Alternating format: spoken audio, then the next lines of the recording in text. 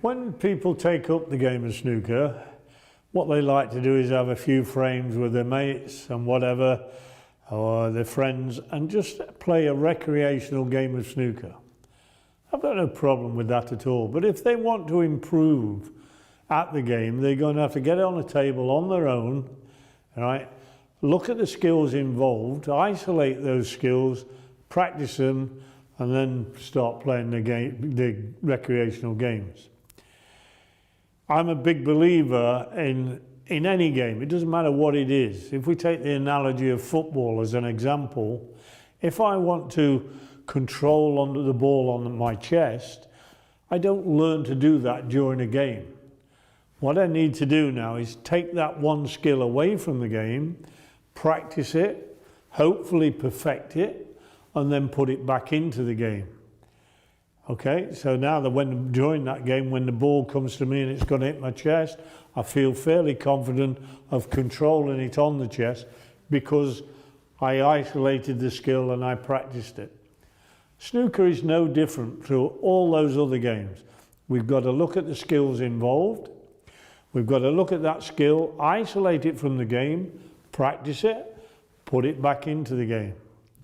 Now here I've set up a little routine, which incidentally, if you look at one of my other videos, you'll see Karen Wilson doing, right? And quite honestly, he does it a lot better than I do. He's a top 16 professional, okay?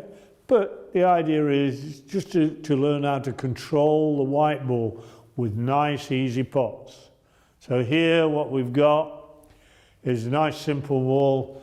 I'm delivering the cue in a straight line, a nice, simple pot in the ball, stunning for the pink. And then I take the pink and play for another red. We're practicing nice little quiet stun shots all the time. It's a practice routine that top players, professionals will do just to get a feel for the table, to make sure that they're cueing well and there's no problems with their game. Me as a coach, I will be looking at the player, just seeing that he's hitting centre ball, getting through the ball well enough and feeling comfortable with the shot.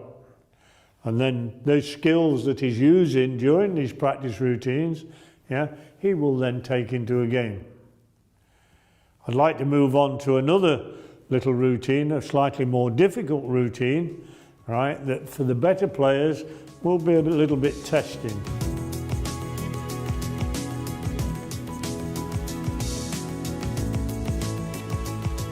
Here I've set up 15 reds in 2 lines, and this is what we call a very advanced black ball practice. So I've got the 15 reds in 2 lines that I've said, but they're obliquely set.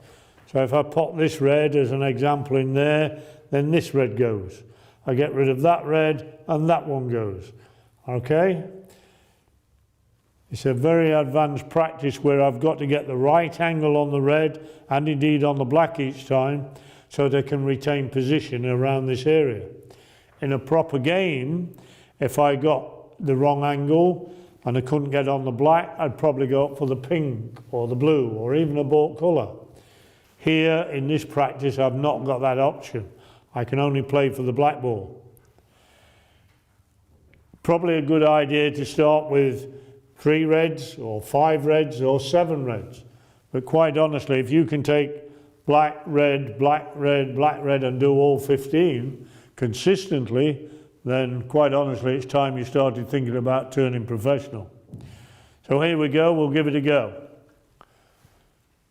So I'm trying to pot the black, a nice quiet stun shot off the cushion, back for this first red. No side involved, just a quiet little stun shot. Centre ball striking.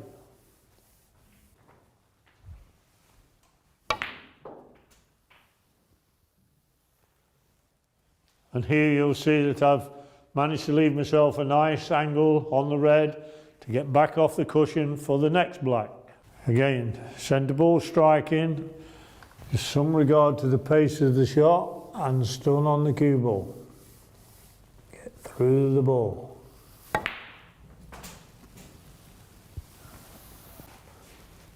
Again, I've managed to get the white in a nice position where it can come off the cushion. This time, just top spin on the white to try and get in this area.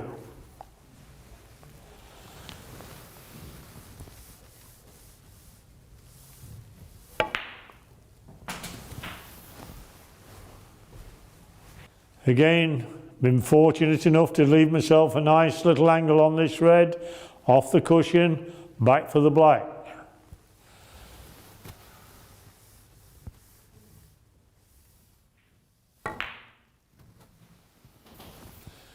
Now because now I've got a little bit more room between the black and the reds, I don't always have to go off the cushion and back.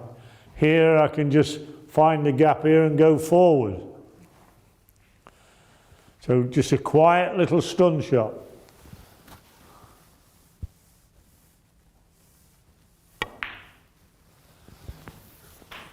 So here I'm just playing a quiet little screw shot to retain position on the black.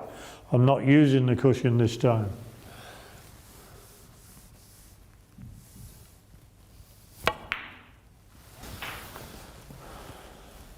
This time, probably a little bit too straight on the black, and this time I've got to go round the angles. Chalk your cue, don't do any silly miscues.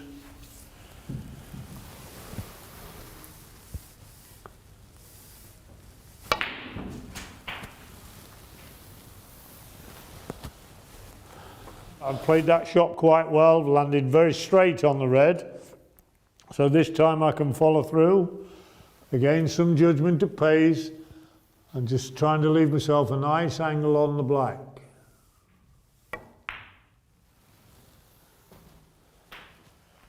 Now, the way I've done that practice, I'd be very pleased with the way it's all turned out. Okay? So it's just black, red, and so on. And like I said, if you can do all 15 reds, you know, which is very difficult practice for control around here, then it's time to think about, well, moving up a level, to be honest. It's very, very difficult practice to get right consistently. Good luck with your practice.